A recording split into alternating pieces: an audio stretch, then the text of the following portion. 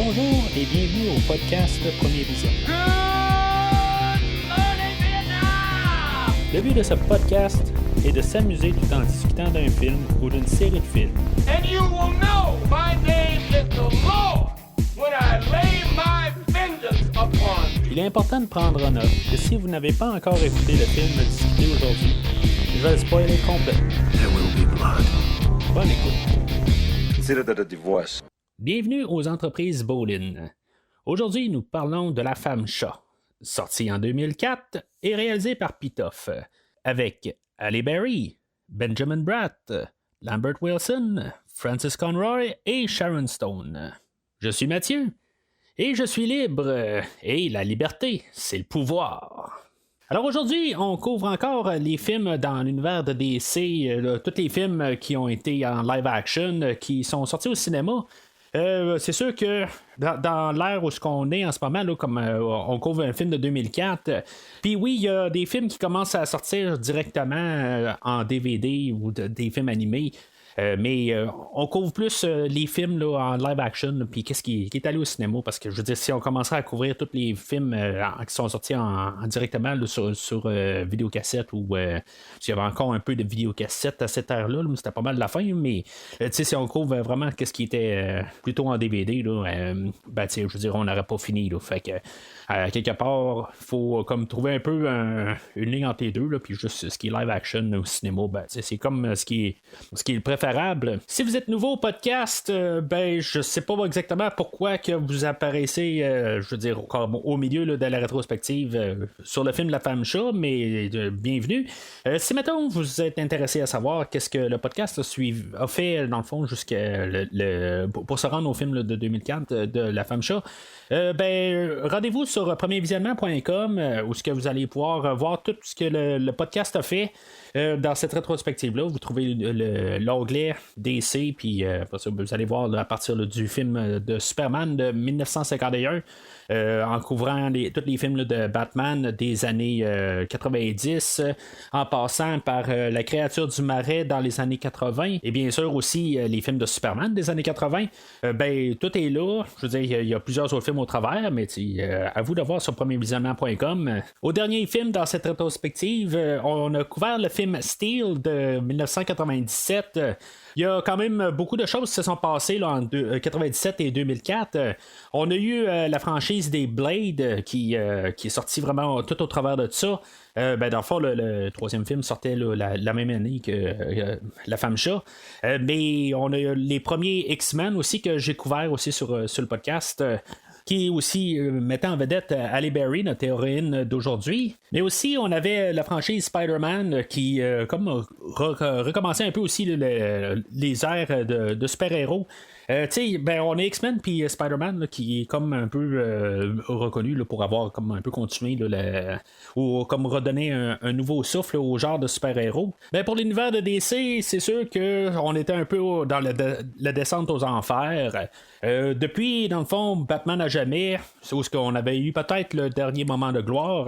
Vous pouvez toujours entendre ce que j'ai dit sur le podcast là, ou le film de Batman à jamais, là, si vous en retournez en arrière sur le podcast. Mais en tout cas, je veux dire, c'était quand même un bon succès, puis je veux dire, ça remettait DC quand même en bonne lumière. Mais par la suite, c'est ça, on a Batman et Robin et le film de Steel.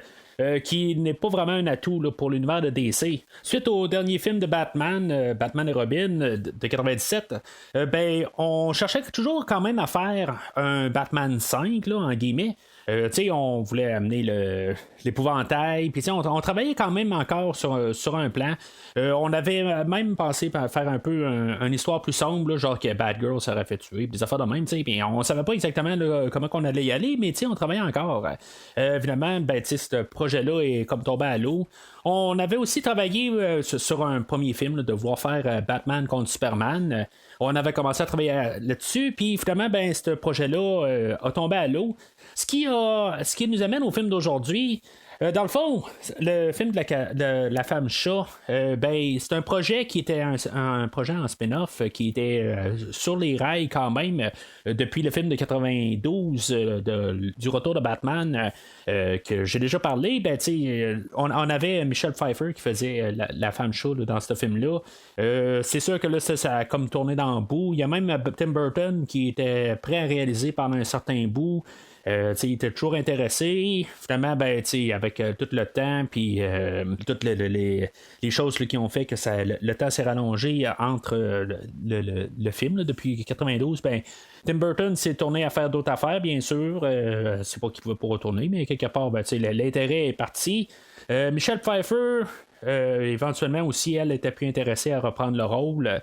L'actrice Ashley Judd était attachée longuement avec ce projet-là pendant un bon certain bout. Finalement, elle a lâché prise, ou en tout cas, on a passé au prochain appel. Il y a même Nicole Kidman qui a été attaché là, pour un bref moment là, sur ce projet-là. Puis finalement, c'est tombé à l'eau. Puis là, c'est ça quand tout d'un coup, toutes les choses se sont alignées là, pour arriver là, pour sortir quelque chose d'autre en remplacement là, de Superman versus Batman. Ou l'autre bord, là, peu importe. On nous a pondu assez rapidement là, le film là, de Catwoman d'aujourd'hui. On va avoir approché le réalisateur du film, Pitoff, qui est un gars qui est plus un travaillant sur les effets spéciaux. Qu'un réalisateur, il avait fait un film Vidoc quelques années avant, puis ça avait apporté quand même plusieurs prix là, dans les pays d'Europe. Puis on va l'avoir approché là, dans le fond pour donner un esthétique dans le fond au film. Ce qui est de nos acteurs, c'est sûr que comme Sharon Stone était comme en étoile descendante, on est un temps, on est comme genre 12 ans après le film de Basic Instinct, je veux dire, le momentum pour elle est commencé là, à être pas mal, je veux dire, tranquillement là, dans l'oubli. C'est quand même un peu ironique que c'est à peu près ça son rôle dans le film. Dans le fond, c'est comme une ancienne gloire quelque part, puis quelque part, elle cherche à être un peu d'actualité, ou en tout cas, je veux dire, d'être quelqu'un encore, puisque son moment est passé. Là, fait que c'est un peu l'ironie des choses. Halle Berry, son Oscar, elle l'a eu là, quelques années plus tôt. C'était un peu encore peut-être le temps où elle était en nom, c'était quelqu'un là, dans ce temps-là. Là. Je dis pas ça méchamment là, en disant que c'était quelqu'un, là, mais c'était comme un peu encore l'actrice du moment. Mais elle avait eu quand même des hauts et des bas. Elle a eu un Oscar, mais elle a eu quand même là, des rasiers quelque part aussi. Aussi elle en a eu pour le film, là, mais c'est vraiment comme une carrière assez de montagne russe, elle.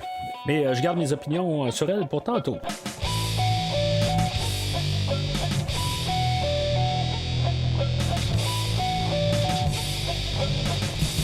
En fait, l'idée du film, on va avoir quand même, on va vivre dans un monde superficiel, la beauté ou des choses qui sont comme en transformation.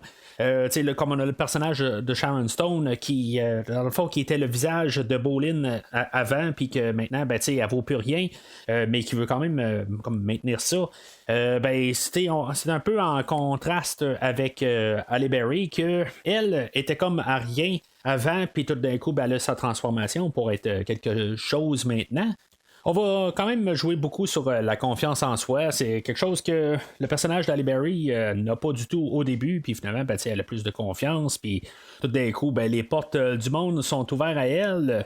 Tout est fait quand même en opposé, dans le fond. On peut dire que le personnage de Sharon Stone avant était heureuse, puis là, elle s'en vient comme malheureuse, puis c'est un peu l'inverse du personnage de Halle Berry. Ça se passe pas tout là, pendant le film, mais en fait, le personnage, est comme, pas nécessairement malheureuse, mais quelque part, elle a comme pas trouvé sa voie, puis là, tout d'un coup, elle sait où est-ce qu'elle s'en va, puis tout ça, puis on voit qu'elle est beaucoup plus heureuse. Mais probablement ce qui est le plus vraiment le plus prédominant sur le film, là, c'est vraiment le féministe du film. On a une personne en Halle Berry que justement, elle découvre que dans le fond, elle n'a pas besoin d'un homme à la fin du film, même si elle peut être heureuse, tout ça. Je veux dire, c'est elle qui guide sa vie. Même dans le personnage de Sharon Stone, elle, à quelque part, c'est elle qui contrôle tout, même si au début c'était le visage de Beuline. Puis après ça, même si son étoile est tombante, à quelque part, elle est prête à tout pour garder pour garder quand même tout ce qu'elle a.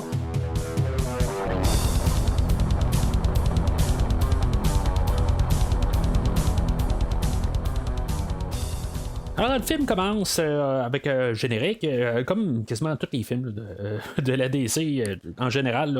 C'est pas mal tout le temps le générique au départ. On voit des affaires là, qui viennent, on dirait que c'est d'Égypte, puis tout. Dans le fond, on englobe un peu comme une mythologie de chats. Honnêtement, je n'ai pas fait mes recherches, savoir si vraiment tous les chats viennent d'Égypte, tout ça. J'imagine qu'il doit y avoir des vrais là-dedans, qu'on doit avoir étiré, tout ça. En fait, visuel aussi, on va voir toutes des choses qui évoquent un peu des mémoires des femmes chats qu'on a eues au courant des années. Puis, bien sûr, aussi, ça va être tout. On va entendre aussi la musique de Klaus Badelt, ou Badelt, qui est notre compositeur pour aujourd'hui. Honnêtement, qu'est-ce qui est la musique de Klaus Badelt et de la trame sonore, des musiques là, qu'on va jouer pendant tout le film, je suis pas capable vraiment de distinguer entre les deux. On va avoir comme un son qui va être comme peut-être un son d'époque là, de ce temps-là, là, des années 2000. Tout le temps un peu de genre de remix dans le fond de musical. On n'a pas une trame sonore traditionnelle, mais on n'a pas une. C'est ça, je dirais pas vraiment traditionnel. Pour le film aujourd'hui, je trouve que ça va aller bien avec. C'est pas le genre de trame sonore que j'aime beaucoup, mais c'est pas quelque chose que je déteste nécessairement. Si maintenant je serais capable de me mettre la main au pire, l'avoir sur Spotify ou quelque chose de même, peut-être que je l'écouterais au travers de d'autres choses. Mais je veux dire.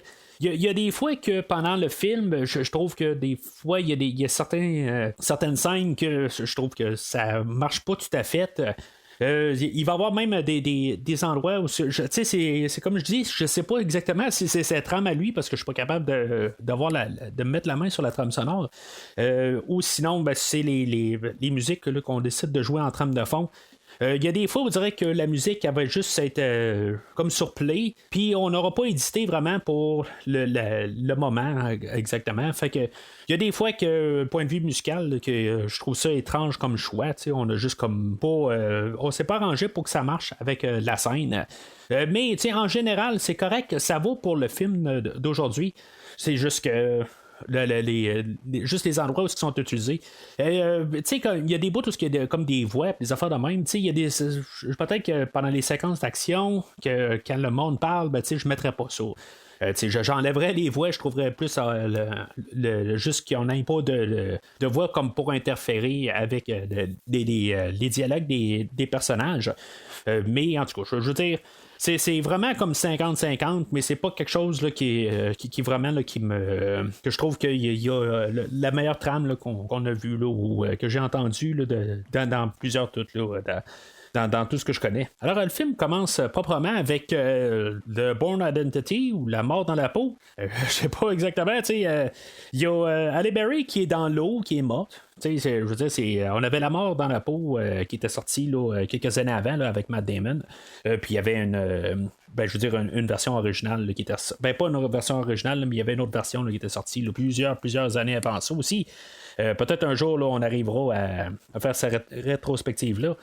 Mais en tout cas, je veux dire, c'est le même genre de visuel. Notre personnage principal dans l'eau, au départ, il est mort, puis je veux dire, il va avoir comme une renaissance, tout ça. Fait que c'est un peu la même idée là, qu'on a aujourd'hui. Là, on a Halle Berry qui nous parle par-dessus pour nous dire, dans le fond, c'est quoi le prequel à ça. Quand on va regarder ça dans la totalité, je trouve qu'on va avoir à peu près comme un genre de remix de l'histoire de Batman ou le retour de Batman qu'on avait eu avec le personnage de la femme chat. Il y a vraiment beaucoup d'éléments ou d'idées qui ont été pris dans ce film-là. Je sais pas si dans toutes les histoires écrites là, sur la femme chat, s'il y a des affaires qui venaient des bandes dessinées. Ça, je sais pas, je connais pas assez le personnage approfondi là, pour pouvoir dire ça, mais je vois beaucoup de liens. À quelque part, même le personnage qui était Selina Kyle dans Le Retour de Batman, ben là, on l'a remplacé par Patience Phillips, ou Patience Phillips plutôt. Ben, elle, Patience, elle manque de confiance en soi, pareil comme Selina Kyle. À son travail, c'est pas nécessairement qu'est-ce qui est de mieux. Je veux dire, elle se fait comme regarder de haut là, par son patron. Éventuellement, elle va se trouver comme au mauvais moment, au mauvais endroit. Puis, ben, c'est un peu ça, pas exactement là, dans le Retour de Batman, mais quelque part, ben, elle s'est juste mis le nez à mauvaise place. Puis, c'est ça qui va amener à sa mort. Dans les deux cas. Puis finalement, ben, elle va être renée, ou renie, en tout cas, je sais pas comment dire ça, mais en tout cas, il va y avoir des chats qui vont comme transférer quelque chose, puis que finalement, ben, ça va être plus ambigu dans le Retour de Batman, exactement, est-ce qu'elle était morte, puis elle reprend vie, mais je veux dire, c'est pas mal clair là, dans le film d'aujourd'hui, mais les idées sont pas mal similaires. Dans l'introduction aussi, on va avoir le personnage de Sally, qui est comme la meilleure amie à Patience. C'est comme son amie en dehors aussi là, du travail. Elle va peut-être être comme un peu sa conscience de vouloir ressortir, je veux dire, arrêter là, d'être comme calée, puis finalement, ben, elle va comme essayer de la pousser à être plus. Elle n'aura pas nécessairement là, d'incidence sur le personnage de Patience, mais en tout cas, je veux dire, elle va être quand même juste un peu la conscience, peut-être notre conscience à nous autres, là, un petit peu, là, pour que le personnage là, de Halle Berry, ben, elle sorte un petit peu là, de son confort, je veux dire, solitaire. Le personnage de Halle Berry, je vais dire pas mal Halle Berry tout le temps, là, ça va être plus facile. Je vais faire juste la distinction entre Catwoman et Halle Berry, mais en tout cas, je vais dire Halle Berry, là, je trouve ça un petit peu moins compliqué à parler de même. Fait que Halle Berry, elle travaille pour faire des affiches de promotion pour la compagnie Blue Line. C'est quand même assez drôle comment on dit ça, parce que le réalisateur est français, puis il va dire Beau Lynn. Puis en anglais, ben, on va traduire ça en Bewline ou Bewline. C'est comme vraiment bizarre quand on écoute dans les deux langages. Ben, je veux dire, j'ai écouté le film en anglais, mais quelque part, il y a des fois que j'ai reviré en français pour juste savoir qu'est-ce qu'on disait là, dans la traduction, tout ça. Puis c'est vraiment étrange comment que ils ont joué avec ça quelque part. Pourquoi que le réalisateur sur le plateau a pas soit changé le nom, c'est sûr que peut-être que le nom était déjà fait avant l'implication du réalisateur, je le sais pas exactement, là, mais il aurait pu changer carrément ou dire bowling ou quelque chose de même, là, mais on va forcer comme le bowling, puis ça sonne tout le temps là, vraiment mal dans mes oreilles. Alors en parlant de bowling, on va avoir l'introduction de George et Laurel Eder, qui sont les propriétaires là, de la compagnie. Là. Est-ce que c'est bowling, je pense que c'est plus le produit qui va le sortir, puis Eder, c'est la compagnie elle-même. On peut voir que les deux personnages, même s'ils sont mariés, ben, dans le fond, l'histoire entre les deux est pas mal terminée. George qui est plus intéressé par la nouvelle figure, Drina, qui est comme le nouveau visage de Bewline. Puis Laurel, ben, elle, je veux dire, elle voit tout ça aller. Quelque part, ben, elle va le dire un peu plus tard que une fois qu'elle a touché le 40 ans, ben, elle n'était plus d'actualité, puis quelque part, ben, elle voit ça se dérouler, puis elle n'est pas vraiment d'accord avec ça. Elle va même s'arranger pour mettre mal à l'aise George dans dans la séquence d'introduction. Elle va créer un malaise avec lui. Ce qui est intéressant là-dedans, c'est que l'acteur qui fait George, qu'on venait juste de voir là, dans les films de La Matrice l'année avant, ben, tu sais, je veux dire, il y a vraiment une face d'enfoiré. Puis, quelque part, ben, tu sais, je suis comme un peu sympathisant avec le personnage de Sharon Stone rendu là. C'est pas parce que c'est Sharon Stone, là, à quelque part. Je veux dire, oui, je l'avais quand même bien aimé là, dans Basic Instinct. Mais en tout cas, peu importe ça, je veux dire, je peux quand même comprendre son dilemme. Puis, je veux dire, c'est comme tu veux, il n'y a aucun moyen que tu peux être en arrière du personnage de George. Mais c'est ça, c'est peut-être quelque chose qu'on va un peu mal développer pendant tout le film. Le personnage de Laurel aurait pu être autre chose, mais je veux dire, juste un peu de comprendre mieux sa perspective. Je veux dire, sur la page, comme je dis, je vais la comprendre plus sa manière. Mais quelque part, on va peut-être pas montrer là, exactement là, la meilleure manière là, d'apporter le personnage. Je sais pas si une autre actrice peut-être aurait pu mieux amener les choses, mais ce personnage-là n'a pas grand-chose à travailler là, avec tout le long du film. C'est pas vraiment l'histoire de ce personnage-là dans le film, c'est plus l'histoire à Halle Berry. Tout le changement qu'elle va faire pendant le film. Fait que dans le fond, cette histoire-là, elle va prendre vraiment l'arrière-plan pour un bon bout du film, même si elle va être conséquent à ce que Halle Berry, qu'est-ce qu'elle va devenir. Fait que Halle, elle a fait une affiche là, pour Bioline. Puis, dans le fond, George n'est pas bien content de l'affiche qu'elle a faite. Fait que, dans le fond, il dit, regarde, je te donne une journée et demie jusqu'à minuit demain soir pour me faire une nouvelle affiche, puis quelque chose qui a du bon sens, parce que là, c'est totalement de la merde. Fait que Halle Berry, elle part avec la tête entre les deux jambes, puis elle retourne chez elle pour commencer à travailler là-dessus. Pendant qu'elle travaille dessus à la maison, il va y avoir un chat qui va se pointer chez elle.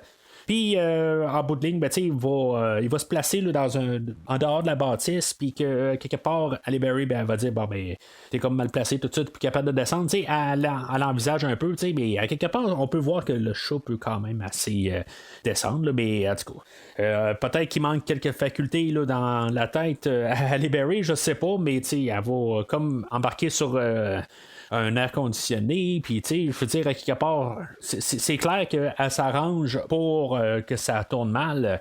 Mais pendant qu'elle est sur le bord de la bâtisse chez elle, on va avoir le personnage là, de Tom Lone, joué par Benjamin Bratt, qui va l'apercevoir, puis que finalement, il va penser qu'elle veut se suicider, qui ne serait pas nécessairement vu où ce qu'elle est, mais on voit qu'elle n'est pas suicidaire. La fille, elle veut juste vivre une vie là, très solitaire, puis je veux dire, ça va mal dans sa vie, mais ça va mal, ça va pas nécessairement mal. Peut-être qu'on aurait pu mettre ça aussi, juste en rajouter, peut-être que justement ça va mal, tout ça, puis même qu'elle pourrait peut-être se poser des questions, tout ça, mais c'est vraiment un terrain où on va vraiment pas aller dans ce film-là. Ça va peut-être être la seule et unique fois où le film va être un petit peu masculiniste, puis que ça va être Tom Lone qui va la sauver. Parce que c'est ça, l'air conditionné est sur le point de vraiment tout tomber, puis elle est tombée avec, fait qu'il réussit à la sauver, puis finalement, il sert de ça, quelque part, elle échappe son portefeuille, puis lui, au lieu là, de crier après, puis dire, hey, t'as échappé ton portefeuille, je veux dire, il va la suivre au travail, tout ça, puis dans le fond, c'est un peu sa manière là, de trouver, à vouloir faire des rencontres avec elle. Elle va accepter d'aller prendre un café avec, mais c'est ça, elle va quand même continuer son travail, puis dans le fond, elle va terminer, mais il va être comme à minuit moins une, où est-ce qu'elle va terminer le lendemain, puis c'est la même journée, là, mais en tout cas, elle va se ramasser qu'elle va devoir aller porter elle-même sa publicité là, pour Bioline. Puis c'est là où elle va comme tomber comme accidentellement au mauvais endroit, au mauvais moment. Il y a un meeting entre Laurel, un nouveau personnage, Wesley, qui n'est pas vraiment important, mais en tout cas, on va voir Wesley, puis comme le scientifique un peu là, que lui s'occupe là, de balancer là, le produit là, de Bioline, Slavitsky, que dans le fond, ce qu'on va apprendre, c'est que le produit Bioline est très nocif là, dans le fond pour la peau, puis dans le fond, ça mange la peau, tout ça, puis quelque part, la peau a besoin du produit pour pour continuer à être normal. Puis, quelque part, lui, il n'est pas tout à fait à l'aise avec ça, mais. Ali, elle va entendre ça, puis quelque part, elle a entendu peut-être tout ou pas, là, mais je veux dire, juste avec les images, on peut comprendre là, qu'elle fait 1+1. Puis elle va se sauver de là. Une erreur qu'on va faire quelque part, c'est qu'on va montrer Laurel, même si on l'a entendu aussi, mais je pense que ça aurait été quand même une bonne affaire de pas la montrer. Mais l'autre côté, je me dis, on prend pas le monde pour des nonos quelque part, même si on ne l'aurait pas vu, je pense qu'on aurait pu penser qu'elle est en arrière aussi, là, mais je veux dire, je pense que quelque part, on aurait pu quand même un peu essayer de placer le blâme sur George pour un certain bout du film. Mais on voit tout de suite que c'est Sharon Stone qui est en arrière de tout. On va avoir aussi l'introduction là, du personnage là, de Armando. Que lui, c'est comme le tueur à gages personnel là, à Laurel. Puis, dans le fond, elle va l'appeler parce que lui, il était en bas de l'édifice. Il a vu quand même Halle Berry rentrer, mais dans le fond, il a vu le char arrêter, j'imagine. Puis, je veux dire, il n'en a pas fait de cas. Mais quelque part, si mettons il est là pour comme monter la garde ou quelque chose de même, il aurait pu comme avoir un peu un œil sur elle. Mais en bout de ligne, je sais pas quelque part si mettons il y avait comme instruction là, de si mettons tu vois quelqu'un, tu l'es ou quelque chose de même, parce que lui il va remonter dans la bâtisse, puis aussitôt qu'il va voir Halle Berry, il va sortir le fusil puis il va commencer à se mettre à tirer dessus. Je veux dire, c'est comme un petit peu extrémiste comme idée, là, mais on est dans un film de bande dessinée aussi. Et puis c'est ça que je pense qu'il va falloir aussi penser. Parce qu'il y a des petits bouts d'histoire là, aujourd'hui que oui, ça se tient pas à 100%, mais si mettons on y applique la mentalité bande dessinée, quelque chose que je rajoute quand même assez souvent là, dans cet univers là, de DC. Je vous dis, ça colle pour qu'est-ce que c'est, là. En tout cas, on va revenir à tantôt, là, peut-être des choses là, que je sais plus si ça peut tenir vraiment beaucoup, là, mais pour l'instant, je veux dire, le machin arrive, puis là, tout d'un coup, on sort le fusil, puis on commence à la poursuivre au travers de l'usine. Halle Berry, je veux dire, elle pogne un cul-de-sac, puis elle n'a pas le choix de rentrer là, dans des tuyaux d'échappement là, de déchets toxiques. Ça me fait un peu penser au Batman de 89 avec le personnage du Joker, qu'en bout de ligne, sa transformation a été fait quand il est passé là, pas dans des tuyaux, mais c'est un peu similaire là, comme endroit. Mais je me demande juste, là, dans une usine, quelque part, il y a comme une grosse porte pour un gros tuyau, puis en tout cas, je sais pas si ça se peut vraiment, là, mais encore là, peut-être qu'on peut ajouter l'élément de bande dessinée. Fait qu'elle va être rendue coincée dans les tuyaux, puis finalement, elle va essayer de trouver une sortie à l'endroit, puis finalement, en trouvant la sortie, finalement, il va avoir flushé là, tout des produits toxiques, puis finalement, ça va pas vraiment. Je sais pas si ça va la brûler ou pas, là, je veux dire, on va juste voir qu'une fois qu'elle va être comme flushée des tuyaux, en retombant dans l'eau, je veux dire, elle va mourir là. Ça va nous ramener au tout début du film, où on avait vu l'imagerie là, de Bourne Identity. Puis là, le chat Minuit, qu'on va apprendre son nom un peu plus tard, il a suivi Halle Berry, puis je veux dire, lui, il est avec une bande de chats aussi, puis dans le fond, on va faire renaître Halle Berry. Il y avait une scène coupée là, dans cette section-là où elle se faisait courir par des chiens. Je sais pas exactement, je pense que ça aurait été quand même intéressant un peu là, de la voir se sauver des chiens puis voir un peu là, ses habiletés. Tu sais, un chien qui court après un chat, je veux dire, c'est très typique là, comme idée, mais on va quand même montrer là, des petites habiletés là, que Halle Berry elle a tout d'un coup. Elle peut sauter à la galerie chez elle, tout ça. C'est toutes des choses qui s'ajoutent, mais elle est comme un peu en train là, de s'adapter puis essayer de comprendre qu'est-ce qui se passe avec elle. Le lendemain, elle va se réveiller sur un étagère chez elle. En tout cas, c'est toutes des choses c'est quand même un peu typique comme idée. On peut quand même arriver puis deviner à l'avance ce qui va se passer. Mais c'est là qu'elle va arriver puis elle va se décider là, de retourner le chat qui est rendu chez elle. En bout de ligne, elle va regarder le collier puis elle va regarder d'où il vient. Il vient de la maison sur Elm Street. je sais pas si c'est un genre de clin d'œil, là, ben, je sais pas littéralement. Là, ben, en tout cas, on se ramasse sur Elm Street, là, mais je sais pas si c'est comme un clin d'œil parce qu'à quelque part, Halle Berry, elle a des griffes, là, c'est comme les griffes de la nuit, là, mais je veux dire, ça a sûrement aucun rapport, là, mais. C'est moi qui vois des liens avec le français et l'anglais ou peu importe. Mais c'est quand même je veux dire un personnage là, qui Freddy Krueger qui a des griffes là, d'un côté là, en tout cas je sais pas exactement là, moi je vois un lien là, mais il y en a sûrement même pas du tout. Fait que on va se ramasser avec l'introduction du personnage là, de Ophélia, qu'elle elle a genre 10 000 chats chez elle. Et puis, à quelque part, ben, c'est elle qui va un peu expliquer à Halle Berry qu'est-ce qui se passe avec elle. Ben, on n'aura pas tout là tout de suite, mais on sait que les réponses, ils sont à cet endroit-là, mais on va revenir à cet endroit-là tantôt. Mais juste une petite note de même, pareil, l'actrice qui fait Ophélia, Frances Conroy, ben elle va revenir là, dans cette rétrospective-là comme personnage un petit peu plus principal là, quand on va faire le film du Joker avec Joaquin Phoenix, mais en tout cas, ça, c'est encore là, dans plusieurs mois. Mais en tout cas, c'est juste une petite note de même. Fait que allez, elle retourne au travail. Puis finalement, ben, elle fait vraiment comme un personnage de chat, puis elle fait sa nonchalante. Puis le personnage de George Adair, il va descendre, puis il va dire ben là, regarde, j'ai pas eu ta nouvelle idée, puis dans le fond, il va comme encore la rabaisser comme tout, puis finalement, ben.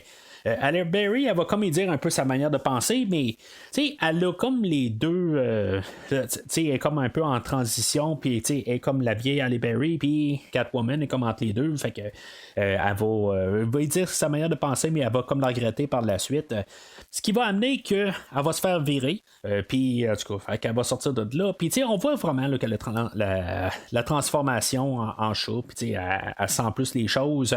Il y a quand même un genre de clin d'œil quelque part que elle va, ben pas un clin d'œil, mais on va voir que quand il se promène dans la rue, ben elle voit des bijoux, puis ça l'intéresse un peu, je dirais comme attiré par ça, qui va amener un peu à ce qui va se passer là, plus tard dans la nuit. Dans tout ça aussi, il y a son ami Sally qu'il va tomber sans connaissance, puis qu'elle va être hospitalisée, puis tout ça, puis à quelque part, le personnage de Sally aurait pu être totalement coupé du film. Je pense que ça aurait été ça aurait rien changé au film. Elle rajoute un peu de légèreté, mais quelque part, il y a absolument rien là, qui est accompli avec ce personnage-là. Au début, on pouvait comprendre là, que Sally, elle avait eu accès au Bioline, puis elle en mettait sur elle, puis ben, c'est pour ça dans le fond qu'elle va tomber inconsciente à cause qu'elle en a pris, puis un peu plus tard, ben, il y a même Halle Berry qui va lui dire regarde, arrête de prendre ça, c'est pour ça dans le fond là, que ça va pas. Mais il n'y a pas de conséquences à rien. On aurait ajouté ce personnage-là, mais en bout de ligne, il aurait peut-être fallu qu'elle se transforme entre les deux ou quelque chose de même.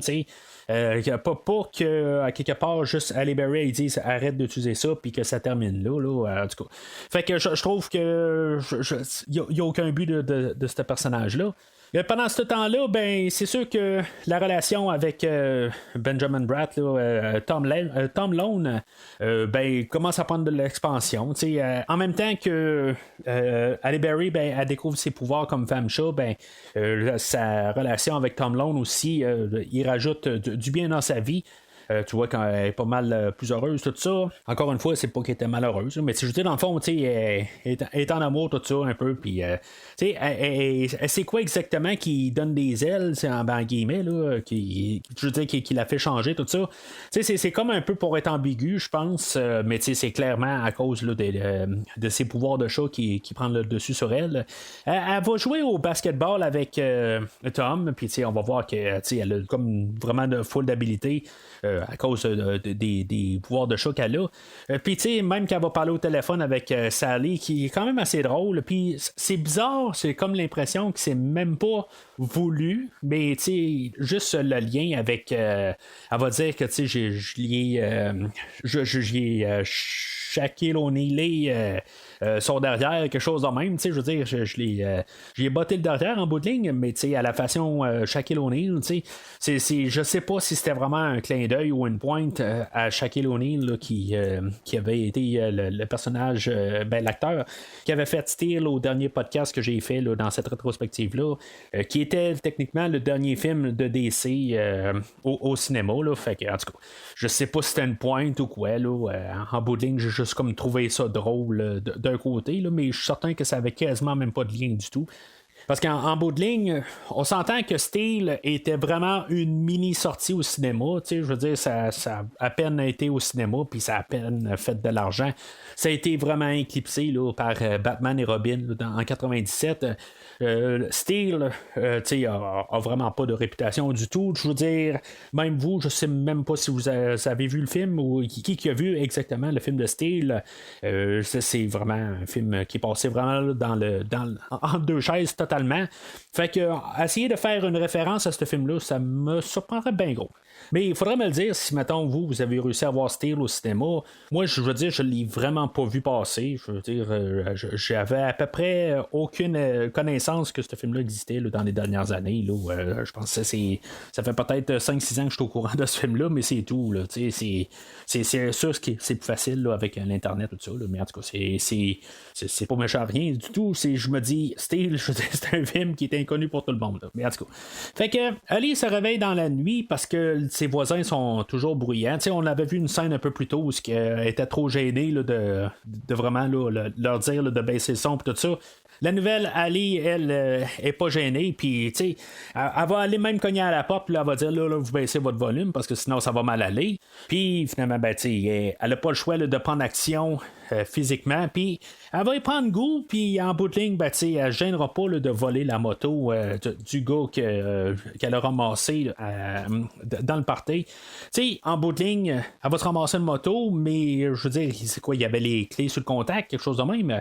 T'sais, elle va revenir chez elle, quelque part, elle va avoir encore la moto. En tout cas, ça marche pas tout à fait, là, mais c'est comme je dis, si on y applique la mentalité BD, ça passe. Fait qu'elle va se ramasser à la même endroit où elle avait vu le bijou, le collier là, qu'elle avait vu dans le jour, puis elle va se rendre compte qu'il y a des voleurs qui sont déjà sur place en train de voler. Fait que elle va ramasser les voleurs. Je veux dire, c'est comme notre première scène d'action. T'sais, on est à quasiment 1 heure du film, puis c'est notre première scène d'action véritable. Mais on a eu quelques petites affaires qui bougeaient, tout ça, mais c'est beaucoup plus psychologique comme film, puis visuel. Même si ça devient plus action à partir de ce moment-là, ça va quand même beaucoup avec ce qu'on a vu là, à date. C'est sûr que toute la séquence d'action est faite, il y a beaucoup d'éléments qui sont faits là, à l'ordinateur. Ça paraît un peu, ça jure un petit peu, mais honnêtement, je trouve que ça jure un petit peu moins là, que dans le film de la Matrice qui était sorti les deux derniers Matrices qui étaient sortis là, l'année précédente. Je trouve que c'est quand même pas si pire que ça. Je veux dire, on n'exagère pas exactement. Là, oui, il y a quelques plans là, qui jurent, mais pour la totalité, c'est quand même pas si pire.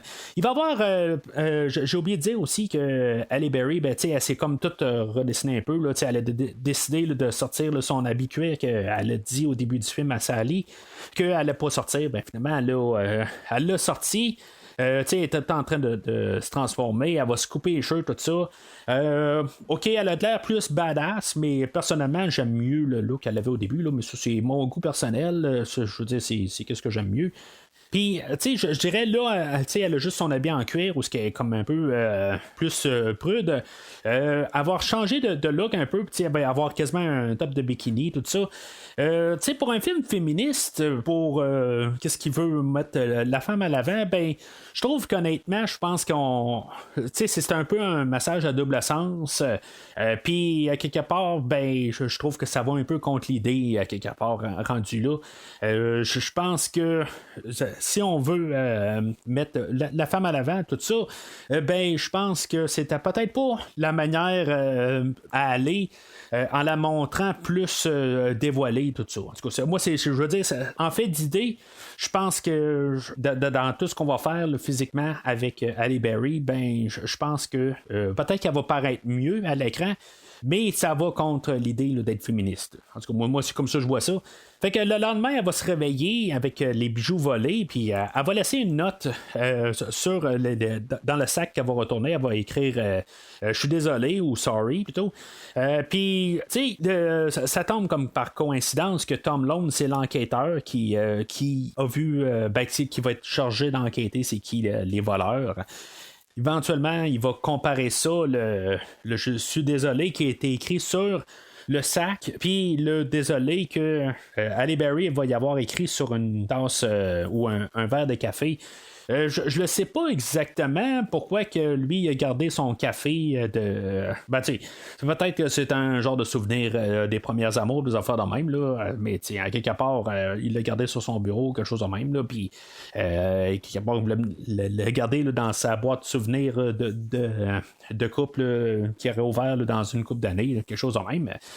C'est peut-être là, la seule raison que je vois pourquoi il aurait gardé le verre de café, là. Mais en tout cas, il va comparer. Puis finalement, ben, on va savoir que c'est comme très similaire comme les deux personnes qui ont écrit, mais c'est peut-être pas du tout la même personne. Je veux dire, c'est comme une métaphore avec ce qui se passe en ce moment avec le personnage là, d'Halle Berry, que si mettons tu les mettrais là, dans la même chambre les deux, ben, ça brasserait, mais ce qui marche pas, c'est que la tasse de café, elle a été donnée à Tom, genre après qu'elle a eu sa transformation. Fait que quelque part, c'est toujours la même personne. Si, mettons, elle aurait donné le verre de café avant qu'elle se fasse tuer, ça aurait été quelque chose, mais là, les deux se sont produits après là, sa mort ou sa transformation. Fait que, oui, elle a eu plus de transformation, elle a eu plus le temps de s'adapter, tout ça, elle a accepté, puis il y a plusieurs affaires qui ont changé entre-temps. Mais c'est ça, quelque part, ça n'a pas vraiment de sens, là, point de vue, le timeline de les deux excuses. Fait qu'elle va faire même des recherches sur Internet, sur les chats, puis on va voir un peu qu'est-ce qu'on a vu au début du film. Puis finalement, ben, elle va se ramasser chez Ophélia, qu'on a vu un peu plus tôt, puis finalement, ben, Ophélia va nous expliquer, ou elle va l'expliquer à Ali qu'elle est morte, puis c'est pour ça, à quelque part, que le chat qui s'appelle Minuit, ben, tu sais, l'a choisi comme pour y donner comme une seconde chance. Puis là, ben, le focus à Halle Berry, ben, son focus maintenant, c'est de trouver qui l'a tué. Parce qu'elle se rappelle pas exactement ce qui s'est passé là, dans cette nuit-là, mais elle se rappelle qu'elle est allée à l'usine Bowling.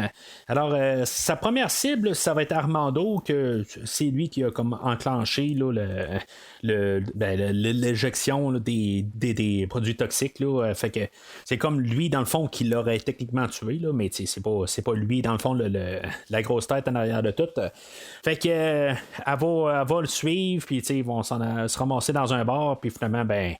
C'est tout vraiment tout stylisé quelque part, puis finalement ben, c'est ça, elle va réussir à ramasser Armando dans la rue à l'arrière, puis finalement ben Armando il connaît pas grand chose quelque part, lui il s'est fait dire pèse sur le piton, puis c'est ce qu'il a fait.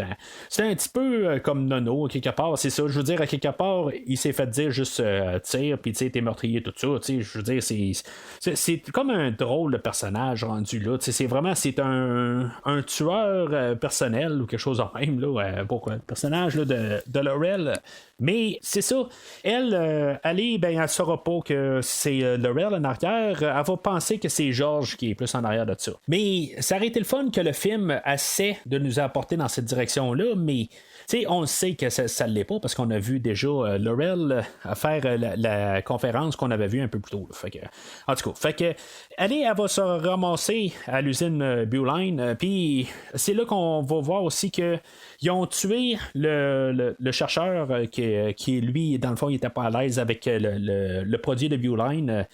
Puis on l'a tué. Puis ça, on sait qu'Armando l'a tué parce que l'autre scène, un peu avant, ben lui, il avait dit là, qu'il s'en avait débarrassé. Je me dis, depuis le temps que c'est arrivé, qu'ils l'ont tué, il n'y a personne qui a vu qui s'est fait tuer, qui était là. Il y a un concierge qui apparaît tout d'un coup à côté là, de aller, puis je veux dire, c'est là que, à quelque part, le concierge va pouvoir dire à la police, ben j'ai vu la femme chat qui a tué Slavicki. Mais tu sais, je veux dire, ça marche pas parce que ça fait plusieurs heures qu'il est mort, mais là, tout d'un coup, tu sais, si mettons, il pouvait avoir une preuve ou quelque chose de même, tu sais, il aurait pu avoir peut-être des caméras ou quelque chose de même. Là, c'est comme le concierge arrive et dit, ben, j'ai vu quelqu'un d'autre. Ah, ok, ben, la police arrive. Ah, t'as vu quelqu'un d'autre, fait que c'est pas toi, c'est certain. Fait que ça marche pas, là. Tu sais, ça marche pas du tout.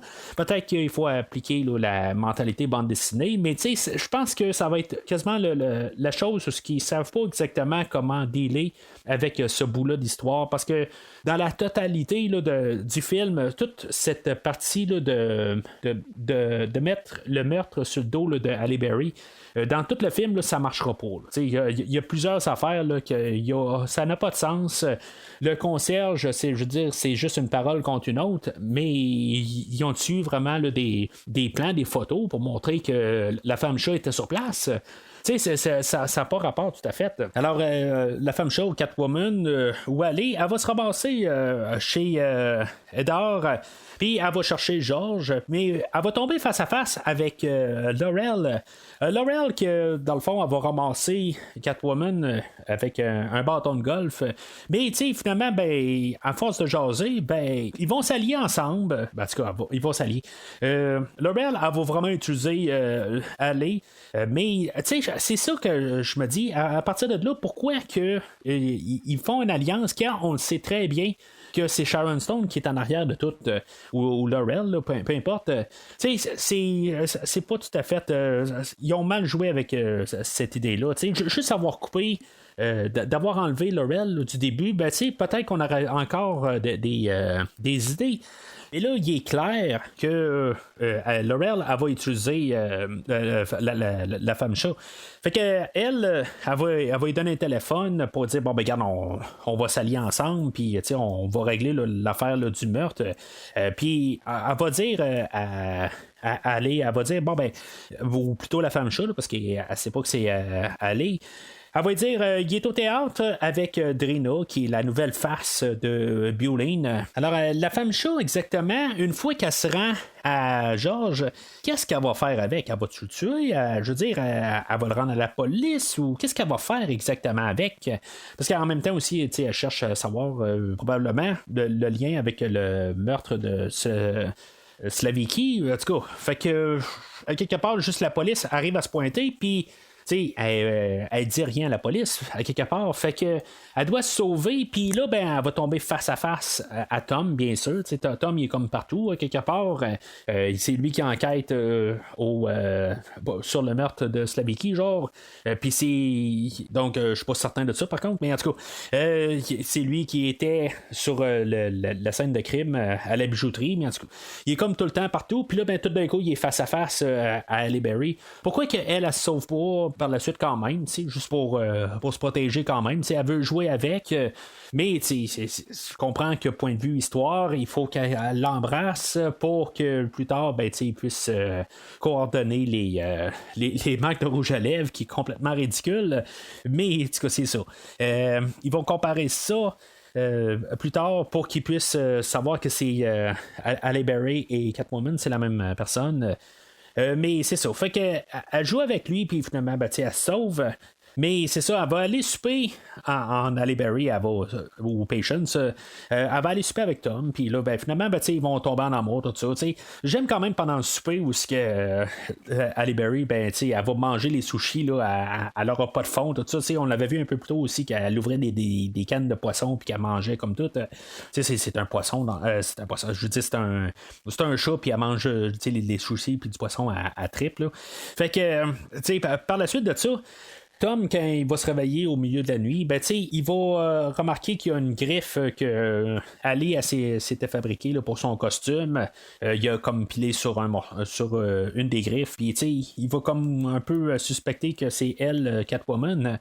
Mais je me dis à quelque part, et pas autant que Ophelia elle avait dit que Halle Berry, ben, ses sens vont tout être augmentés, ben, je veux dire, elle se rendait pas compte qu'il s'est levé du lit, des affaires de même. C'est là où on dirait que c'est un petit peu comme ambigu, un peu les pouvoirs. Puis le but de l'histoire, c'est qu'elle se fasse pogner, finalement, que le Benjamin Bratt, il est capable de trouver que c'est elle, mais je trouve que ça n'a pas de sens tout à fait. Après ça, la femme chat, elle va retourner chez Hadar, puis finalement, Laurel, elle va avoir comme piégé la femme chat. Elle va avoir tué George, mais c'est comme ça marche pas du tout. Quand il pense, la femme chat a des gants, puis elle va arriver, puis Sharon Stone, techniquement, elle va avoir tiré 6 coups de fusil sur son mari, puis finalement, elle va l'avoir griffé pour pouvoir avoir montré que c'est la femme chat qui a tué son mari.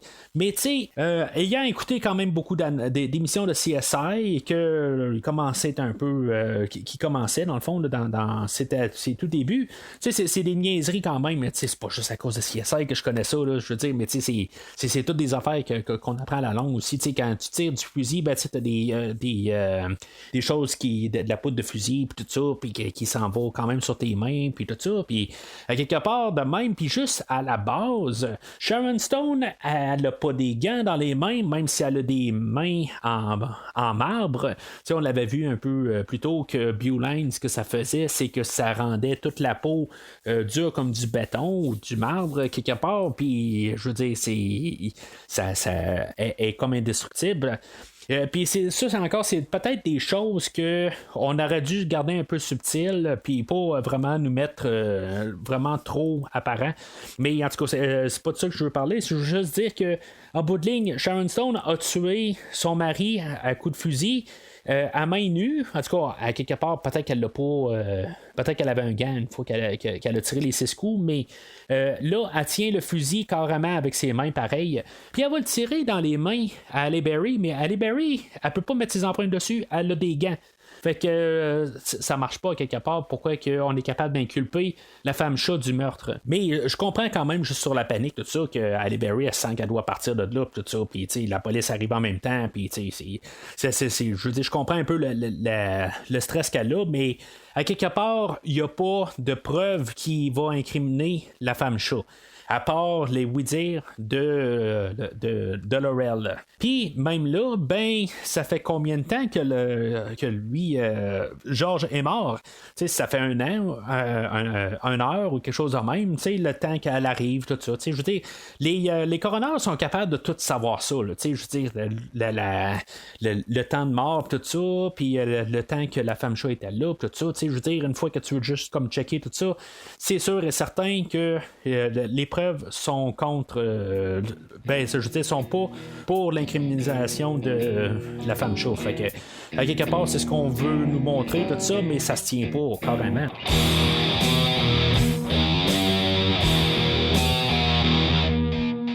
Alors, comme mentionné plus tôt, Tom Lone, lui, vraiment un Colombo, il a réussi à faire le lien que Halle Berry et Catwoman, c'est la même personne. Fait qu'il attend Halle Berry chez elle, puis finalement, il va l'arrêter. Elle, elle va essayer de se défendre quelque part, puis lui, il va rien savoir dans le fond. Ça va comme il me jeter dans la tête, mais quelque part, il est comme vraiment en bout de ligne, il l'arrête parce que c'est la femme chat, puis les médias croient juste qu'est-ce que Sharon Stone a dit, puis elle va être embarquée là, en prison. C'est vraiment juste pour essayer d'ajouter du drame, mais quand il pense vraiment un petit peu, là, ça se tient tellement pas. Là. Elle n'a pas besoin là, de sortir des barreaux pour vraiment réussir à sortir de là. Je veux dire, à quelque part, il n'y a rien qui vraiment l'incrimine à part qu'il était sur place. Mais en tout cas, fait que il y a Minuit, le chat, qui va venir voir Halle Berry en prison, quelque part. Je sais pas si ça se fait vraiment encore des prisons de même, ou ce qu'il y a vraiment, il y a juste des barreaux, puis que le chat peut rentrer de même. Je le sais pas, mais en tout cas, ce qui est sûr, c'est qu'elle est vraiment là, dans une cellule qui est à part de tout le commissariat, quelque chose de même, puis qu'il y a un long passage qui est pas illuminé, puis que, je veux dire, il y a absolument personne qui peut aller là dans toute la nuit, parce que une fois qu'elle va sortir, elle va se passer au travers des barreaux de de la cellule. Je veux dire, ça a comme pas de sens, tout à fait. Là, ça se tient pas. Un chat, là, que oui, il est capable de se faufiler dans tout, mais je veux dire, il y a quand même une base d'os à quelque part. Puis ces os-là, ben, c'est pas flexible, à ce que ça sache. Ça marche pas exactement. C'est vraiment nono. Ce qui fait qu'un chat est capable quand même de passer partout, c'est parce que d'un côté, ben, on peut voir que le chat a des poils par-dessus, puis en bout de ligne, ben, il y a quand même une forme en tour que ça ne peut pas rétrécir. C'est juste qu'il passe à quelque part puis il écrase ses cheveux ou ses poils, mais Halle Berry, elle a pas de poils par-dessus elle. C'est complètement ridicule comme idée. Mais en tout cas, je veux dire, c'est comme son pouvoir à quelque part. Je veux dire, de pouvoir se faufiler dans tout. C'est complètement ridicule, là. Mais en tout cas, il fallait qu'elle sorte de prison. Puis, je veux dire, honnêtement, je pense que c'est le moment le plus drôle du film. Là. Je veux dire, je pense que j'ai passé. Ben, j'ai pas ri aux larmes, là, mais c'est complètement stupide comme idée. Puis, tu sais, elle va sauver là, du poste de police. Je pense pas qu'elle avait besoin de voler une voiture pour se sauver. Je veux dire, elle est assez rapide, elle peut grimper partout, tout ça. Je pense que ça aurait été mieux pour elle de juste se sauver là, dans la nuit, là, en guillemets, là, mais que de prendre une voiture puis peut-être de créer justement un peu plus d'alarme quelque part. En tout cas, fait que son objectif va être d'aller où la distribution là, de Bioline, que dans le fond, le produit va sortir est vraiment sur le point de sortir, c'est imminent. Elle va comme poser une chaîne sur toutes les roues de camions, puis elle va partir avec un des camions, puis elle va arracher toutes les roues de ces camions-là. Tu sais, il n'y a personne qui a vu comme des grosses chaînes, je veux dire, dans les allées, là, tu sais, ça n'a pas rapport tout à fait. C'est juste comme pour dire qu'elle est comme devenue un peu un héros là-dedans, là, puis tu sais, qu'elle a arrêté la distribution. En tout cas, je veux dire, je pense pas que c'est ça qui va avoir fait que ça va avoir arrêté totalement. Tu sais, il y a juste comme 4 camions qui se font arrêter là, mais même le 5e camion qu'elle a, bon, peut-être qu'elle va avoir saboté son camion aussi, là. Mais on s'entend que, genre, quelques minutes plus tard, ben, tu sais, il va avoir trouvé d'autres camions ailleurs. Tu sais, il y a un discount à quelque part ou un Enterprise, puis on va avoir loué des camions assez rapidement. Puis on va distribuer là, les produits. Là, ça comme pas, ça n'a pas de rapport vraiment. Là, je veux dire, c'est une solution à très, très, très court terme. Pendant ce temps-là, ben, Laurel, elle va prendre le contrôle total, là, ou elle va prendre la place de son mari, là, puis elle va siéger au top là, de la compagnie. Puis c'est elle qui va s'occuper là, de vendre le produit. Là. Dans le fond, elle va être comme avoir repris un peu. Elle prendra peut-être pas la face du produit, mais quelque part, c'est elle qui va diriger. C'est ça qu'il faut comprendre. Mais bien sûr, Tom Lone, lui, comme j'ai dit, c'est un vrai Colombo. Il va retourner pour interroger Laurel. Quelque chose qui n'avait pas été fait avant d'inculper Ali, je sais pas. Il va lui dire, tu sais, dans le fond, il va essayer de faire sortir les verres du nez, mais tu sais, il y a un meurtre, puis ils font pas là, ils font pas de test à rien pour essayer là, de voir si ça a du sens ou quelque chose de même. C'est ça qu'en tout cas, je ne vais pas partir à dire qu'est-ce que j'ai dit déjà. Mais c'est ça, il va s'arranger dans le fond pour piéger Laurel dans son discours, puis ce qui va très bien marcher. Mais tu sais, il va arriver aussi, puis comme son punchline là-dedans, ça va être Halle Berry, elle n'avait pas de motif. Tu sais, je veux dire, c'est vraiment ça qui va arriver, puis qui va s'arranger, qu'elle ne sera pas inculpée. Tu sais, je veux dire, c'est complètement ridicule. Mais tu sais, c'est comme ça, il ne faut pas trop y penser. Tu sais, c'est la mentalité bande dessinée, quelque part. Tu sais, je veux dire, je verrais ça dans je veux dire, des panneaux là, de bande dessinée. Je veux dire, ça serait quand même un peu plus plausible. Mais malheureusement, on écoute un film puis on peut toujours penser, mais c'est pour ça que je dis quand même, on va y appliquer la mentalité bande dessinée pour pouvoir passer au travers du film. Fait que une fois que Laurel elle se rend compte que peut-être qu'elle va être inculpée, elle va sortir un fusil pour essayer de tuer Tom. Puis elle va pas y tirer dans le visage ou dans la tête, elle va le tirer dans l'épaule ou quelque chose de même. C'est sûr que c'est pas elle qui est chargée de tuer les gens. c'est normalement c'est Armando. Fait que c'est ça, elle va avoir vraiment comme mal tiré ou quelque chose de même. Mais tu sais, dans le fond, elle était partie faire la conférence de presse, puis elle était quand même armée. Tu sais, en tout cas, c'est quand même un petit peu ridicule. Mais c'est sûr que, tu sais, elle veut pas manquer le deuxième coup, puis tu sais, genre, une fois qu'elle va être juste à côté, prêt à le tirer, ben, bien sûr, Catwoman, elle va arriver, puis elle va sauver Tom de se faire tirer. Fait que, tu sais, en bout de ligne, ben, ils vont comme se sauver de là parce que. Il va y avoir même Tom et Wesley qui vont se pointer tout ça. Fait que, il va y avoir comme des poursuites. Là-dedans, Tom va comme s'excuser là, de pas avoir cru à sa version plus tôt. Je veux dire, à quelque part, c'était assez. C'était comme normal un peu. Là, ou plutôt, c'était assez basique plutôt comme idée. Elle aurait dû. Je pense qu'elle n'aurait même pas pu passer une nuit en prison. Il n'y avait rien pour l'inculper. Là. Je trouve ça, je veux pas me répéter, mais je trouve juste ça vraiment niaiseux ou ridicule, là, l'emphase qu'on va faire sur l'inculpation du meurtre de George ou de Slaviski là, avant. Là, en tout cas. Fait que le personnage de Wesley, c'est quand même assez visuel puis quand même assez intéressant là, de la manière qu'on va s'en débarrasser. On le tuera pas, mais il va comme passer au travers d'un poster, puis en tout cas, c'est la manière c'est filmé, là, c'est bien le fun. Là. Mais il y a Armando, quelque part, je pense que il s'est fait ramasser un peu plus tôt là, par Catwoman. Puis là, ça va être Tom qui va juste comme le mettre hors de nuire, quelque chose de même. Il est-tu mort, il est pas mort. C'est sûr que il va comme revirer, puis il va peut-être se casser le cou, mais peut-être pas.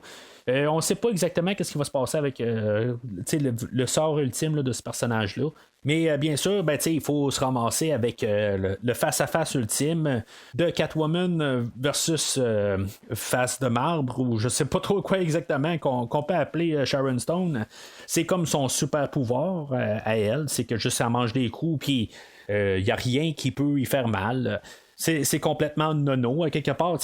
Elle a tué aussi du shampoing Bioline, quelque part, parce que, je veux dire, elle peut recevoir des coups à la tête, mais, ou les cheveux, puis, il n'y aura aucun problème. Là, elle va passer au travers là, de la vitre, puis il n'y a rien qui va la couper, puis, ça marche pas, là, mais, il faut quand même, je veux dire, se dire que ça marche juste parce qu'elle met le produit, là. Puis, en tout cas, ça fait qu'il continue à se battre, puis Halle Berry, je veux dire, elle ramasse tout le temps Face de marbre, mais c'est ça. En bout de ligne, Face de marbre a réussi à prendre le dessus, puis elle va placer Halle Berry dans une fenêtre, puis elle va essayer de comme casser la fenêtre. C'est comme je me dis, pourquoi qu'elle donne juste des coups à elle? C'est peut-être pour l'affaiblir, puis après ça, elle va essayer de casser la fenêtre. Mais Halle Berry, elle, ou la femme chat, elle va continuer à se battre finalement. Elle va sortir, elle va se déprendre de ce qu'elle est, puis finalement, ça va être Laurel qui va se ramasser là, à tomber dans la fenêtre. Est-ce que il va y avoir comme un moment où Halle Berry va essayer de rattraper Laurel, mais Laurel, elle va voir sa réflexion parce que là, à la toute fin, les griffes de Halle Berry ou la femme chat a réussi comme à enlever un peu là, du béton de sa face, puis on commence à voir les rides là, puis en tout cas, je sais pas exactement si elle voit sa face puis elle dit non, je veux pas vivre de même, puis je préfère tomber là, c'est pas tout à fait clair, puis je pense qu'il voulait pas exactement mettre une fin définitive là-dessus. Elle va comme tomber par la suite, mais on sait pas exactement. Je pense que c'est nébuleux. Mais moi, honnêtement, là, j'aurais aimé ça. Je trouve qu'il s'arrange pour pas la faire tuer à la fin. Je trouve que il y aurait eu une meilleure fin quelque part si mettons il aurait réussi à ramasser le personnage de Sharon Stone puis la sauver. Je trouve que ce film-là, malgré tout, il n'y a pas eu de mort. Ça va être juste Laurel qui va mourir à la fin. Puis, je sais pas. Je trouve que ça ne fit pas tout à fait. Je pense que ça aurait été quelque part. Le film aurait bénéficié quelque part de réussir à la sauver à la fin. Puis de la faire rentrer à prison à sa place. Au lieu de ça, on a le Tom qui rejoint finalement. Dans le fond, sait pas comme s'il était si loin que ça, mais finalement, après 15 minutes, il réussit à les retrouver, puis il va arriver, il va dire à Ali, il va dire, ben tu sais, si mettons ce qui s'est passé ici, on ne pourra pas dire que la femme chat était ici si mettons était en prison. Fait que tu sais, ça veut dire que pendant qu'il est en prison, c'est sûr et certain qu'il y avait personne pendant peut-être les 2-3 heures qui est parti de là. Qu'il n'y a personne qui s'est ramassé en face de la cellule juste pour raison X. C'est complètement ridicule, quelque part. Il envoie le monde dans une cellule, puis, je veux dire, dans le fond, ils disent, bon, mais on t'envoie demain matin, puis c'est sûr et certain qu'on ne vient pas faire un check-up, peu importe ce qui pourrait se passer, là, en tout cas. Fait que Catwoman est disculpée là, du meurtre. Puis, on assiste comme un montage assez rapide, dans le fond, pour fermer le film, puis, je veux dire, tout fini en genre 2 minutes. Elle va avoir comme laissé une note à Tom puis dire ben regarde moi je veux dire je suis mieux libre puis tu sais je commence à me découvrir tout ça puis tu sais je suis pas une personne qui va être bonne pour toi. Tu sais, t'es une bonne personne, puis moi, je suis une bonne personne, mais je peux être mauvaise ou quelque chose de même. Tu sais, c'est comme un peu, tu sais, c'est comme bizarre un peu comme fin. Tu sais, j'ai pas comme nécessairement je trouve pas que c'est nécessairement une mauvaise fin. Mais je trouve juste que laisser un message à Tom quelque part écrit ou quelque chose de même, on aurait pu avoir un petit peu des deux. Mais là, quelque part, c'est le côté féministe du film, puis qui fait qu'elle va être plus mieux sans lui, elle est capable d'être quelque chose sans lui. Mais elle aurait pu être quelque chose avec lui aussi. Là. C'est sûr que comme ça que je regarde, quelque part, ça aurait pu être juste un couple heureux pareil, mais elle aurait pu continuer à faire quand même ces choses la nuit. Là. Mais là, quelque part, qu'est-ce qu'elle va faire la nuit? Ça, on ne sait pas. Je veux dire, elle n'est pas là pour faire la loi non plus. On sait que c'est pas un héros, c'est un anti-héros. Qu'est-ce qu'elle va faire la prochaine nuit? Ça, on ne sait pas. Puis on n'aura jamais de suite pour nous donner... pour voir qu'est-ce qu'elle a fait les prochaines nuits. Mais si on fouille sur le DVD, ben on sait qu'on a une fin alternative qui est même montrée quand on regarde le boîtier, qui est marqué une nouvelle fin excitante au film. C'est carrément là, un gros mensonge. La fin alternative est une fin que je trouve qui est complètement que je veux dire, dans le fond, là, je ne voudrais rien savoir là, de voir ça comme fin. Là. Je trouve qu'on a choisi la meilleure fin malgré tout. Dans le fond, ça l'a montré qu'elle est une artiste. C'est pas vraiment clair si Maton est bonne artiste. Sally, au début du film, a dit bon, t'as des talents, mais on ne sait pas exactement si elle est capable de faire quelque chose vraiment là, avec une plume ou quelque chose de même. On ne sait pas si elle est vraiment bonne ou si elle a juste la job, puis si elle est capable de faire quelque chose. C'est un terrain qu'on ne voit jamais. À la fin, je veux dire, elle a réussi à dessiner quelque chose. Puis il y a Sally qui vient de l'aider ou pas, mais qui dit qu'elle n'est pas capable de vraiment l'aider.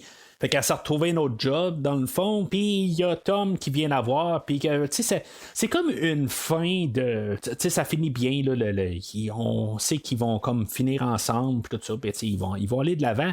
Mais c'est comme la fin d'un film policier standard, je veux dire, c'est quasiment un film là, d'une comédie romantique ou quelque chose de même. Là, c'est vraiment une fin bonbon, puis honnêtement, ils ont vraiment mieux choisi là, la fin, mais une fin alternative excitante, je veux dire, il n'y a rien là-dedans. Là, je m'attendais à peut-être une conclusion différente, peut-être que justement Sharon Stone survivait ou quelque chose de même, mais ça n'a vraiment pas rapport là, ce qu'il y a sur le DVD.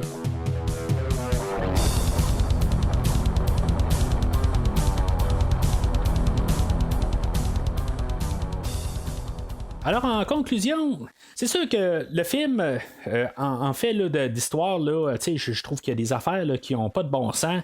L'histoire là, de meurtre, là, puis qui est prisonnière à la fin, tout ça, je veux dire, ça l'affecte beaucoup là, le dernier acte, parce que là, c'est le côté vraiment le négatif du film. Le côté histoire n'est pas très très fort dans ce qu'on a. Sauf que, à quelque part, le style visuel qu'on a tout le long, oui, on va pouvoir dire que les effets rendus à l'informatique, à l'ordinateur, tout ça, sont pas tout le temps vargeux. Puis, on sait qu'à quelque part, probablement que toute la ville elle-même, qu'on sait même pas si c'est Gotham ou si c'est Los Angeles, où est-ce que ça a été filmé. On sait pas exactement c'est où. Bon, en tout cas, dans ma tête, ça va être Gotham parce que la femme chat vient de Gotham, là, mais peu importe, on sait que c'est comme un rendu à l'ordinateur, puis tout ce qu'on voit tout le temps, à chaque fois qu'on voit là, des endroits, ben, on sait que c'est fait un peu à l'ordinateur ou ça a été retouché beaucoup à l'ordinateur. Mais tout ça fait quand même que c'est quand même un peu claustrophobe, puis qui me ramène justement dans Gotham, quelque part, puis j'aime ça quand même, juste que on sent que c'est un univers fermé, puis ça se passe là-dedans. C'est pas comme ouvert, c'est pas grandiose, tout ça, c'est juste se sentir dans cet univers-là. C'est un univers un peu un dérivé de la Matrice parce que c'est vert tout le temps. C'est sorti la même année que Décadence aussi, que je pense que je parlais aussi que c'était vert pas mal aussi dans ces films-là. C'est un peu un film de son époque. Mais j'aime ça être quand même un peu dans cet univers-là visuel. Je trouve ça le fun à quelque part, toutes les mises en scène, tout ça. Comme j'ai dit, c'est pas l'histoire qui fait que c'est un film qui est le fun quand même. Mais je veux dire, je vais être comme un peu l'esthétique vert du film. Je vais être capable d'y donner un vert, qui c'est pas le vert des verts, c'est un vert jaunâtre un peu, mais je suis quand même capable d'être derrière de ce film-là. Puis dans son 1h45, j'ai eu du fun tout le long. Oui, quand on se met à poser des questions, quelque part, sur les procédés policiers, on peut quand même un peu trouver là, vraiment là, des trous dans l'histoire, tout ça, mais comme j'ai dit, c'est pas ça la force du film. Je veux dire, c'est tout le voyage que le film nous fait faire dans cet univers-là. Je trouve qu'honnêtement, le film est vraiment quand même, je ne veux pas dire solide, mais c'est un film que je vais vouloir revisiter éventuellement. Puis honnêtement, je regardais sur IMDb, il est coté 3.4 sur 10. Honnêtement, ce film-là ne mérite pas du tout son 3.4. Il mérite au moins un 6+, une note de passage, comme ça, comme moi je vois ça, les notes sur IMDb quelque part. Quand tu as au moins un 6, c'est une note de passage qui est comme un verre à quelque part. Mais 3.4, je peux pas tout à fait comprendre. Je comprends que c'est un film qui est très visuel, c'est artistique un peu, mais c'est ça un peu le but du film. Parce que si, mettons, on avait un film comme Steel, quelque part, qui est vraiment drabe, puis qu'il n'y a pas de vision artistique, il n'y a rien du tout à donner au film, ça, je peux comprendre pourquoi que Steel est à 2.7, si je ne me trompe pas, en tout cas dans ces eaux-là. Mais le film d'aujourd'hui ne mérite pas nécessairement là, être vu comme vraiment là, une merde totalement. Là. Oui, il y a Sharon Stone n'est pas nécessairement un atout au film, surtout elle puis le personnage, il apporte rien au film. Je veux dire, c'est le film à Halle Berry que je vais dire, moi je suis pas nécessairement le gros fan d'Halle Berry. Je veux dire, elle a fait un James Bond 2 ans avant ce film-là, puis c'est probablement la pire affaire qu'il y a dans ce film-là. Mais en tout cas, ça, je vais garder ça pour la rétrospective de James Bond que peut-être éventuellement je vais faire. Mais tu sais, dans X-Men, elle me dérange pas, en tout cas de mémoire. Puis je l'ai vu dans quelques autres films.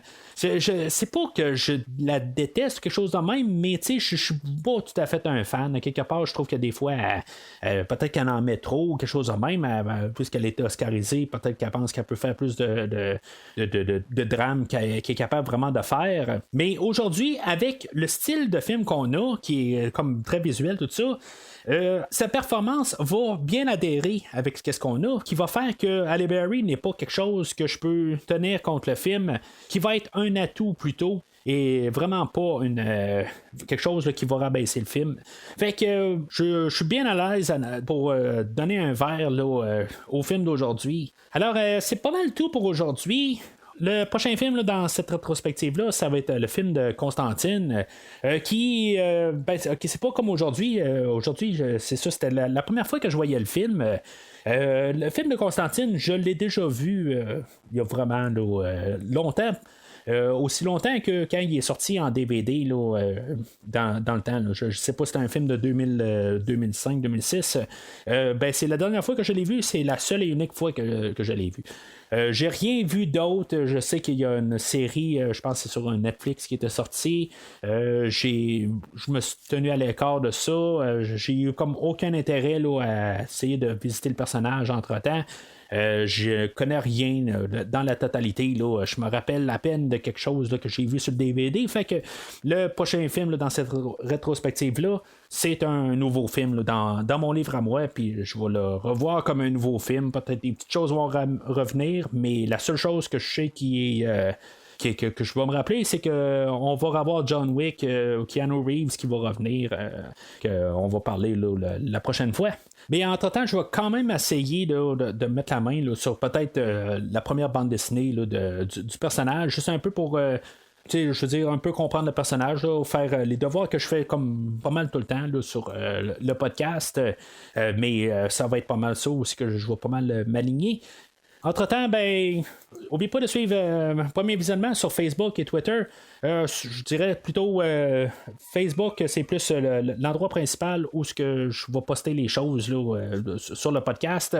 Mais quand même que vous suivez Twitter, normalement là, c'est comme un doublon. Là, dans le fond, là, l'information est pas mal en double, là, mais je suis plus sur Facebook que Twitter. Mais d'ici le prochain épisode, si vous avez besoin de moi, allumez le matinal.